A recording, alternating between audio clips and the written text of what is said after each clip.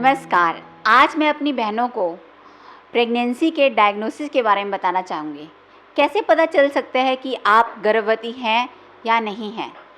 इसके लिए एक बहुत ही आसान सा तरीका है। सबसे पहले आप जब भी आपका मासिक समय पर जैसे जिस महीने आना होता है, अगर नहीं आए, आपका मासिक जब महीना मिस हो जाए, पीरियड मिस हो जाए, जैसे सपोज़ करो आपका महीना 5 मई को आना था, वो 5 मई को नहीं आया, तो इसका मतलब आप गर्भवती हो सकते हैं। ये एक सिम्पटम है।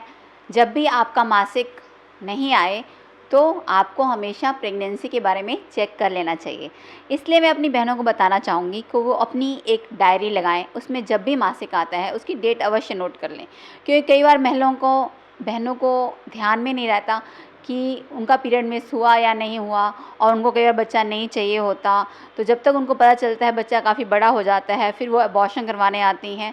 तो ये सब मुश्किलें ना हो, तो इसके लिए सबसे सरल तरीका है कि आप अपनी एक डायरी लगाएं और उस डायरी में आप नोट करें कि किस दिन आपका आखिरी महीना आया था, और अगले महीने अगर महीना टाइम पर नहीं आता है तो कहीं आप गर्भवती तो नहीं हैं। तो इसके लिए आप ज़रूर नोट करें।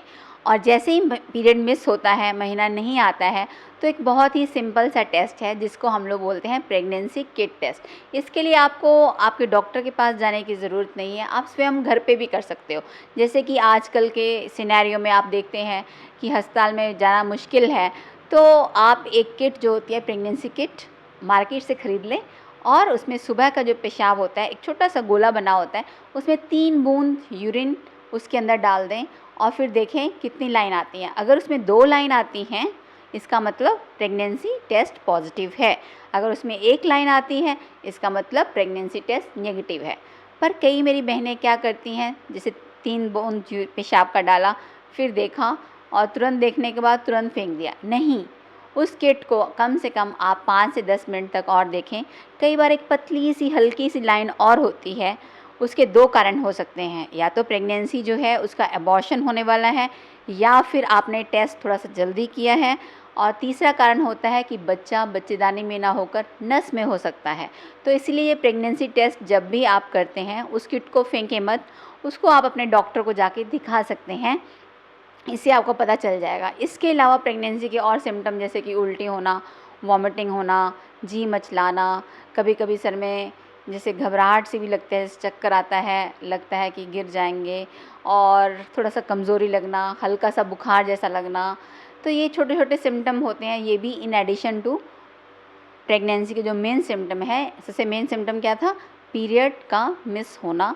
दूसरा प्रेगनेंसी किट का करना, जिसमें अगर 2 लाइन है।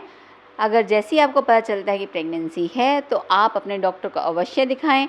वो डॉक्टर आपको बताएगा कि इस प्रेगनेंसी में आपको कौन कौन से टेस्ट कराने हैं। अगर आपको प्रेगनेंसी रखना है तो बहुत अच्छी बात, अगर आप नहीं रखना चाहते हैं तो आपको एबॉर्शन पिल दे दिया जाएगा, जो कि 2 महीने तक ही हम दे सकते हैं। जब तक 2 महीने की प्रेगनेंसी होती है, उसके बाद वो इतना ज़्यादा काम नहीं करती है, फिर तो सफाई कराना पड़ता है, जिसको कि हम लोग डीएनसी कहते हैं।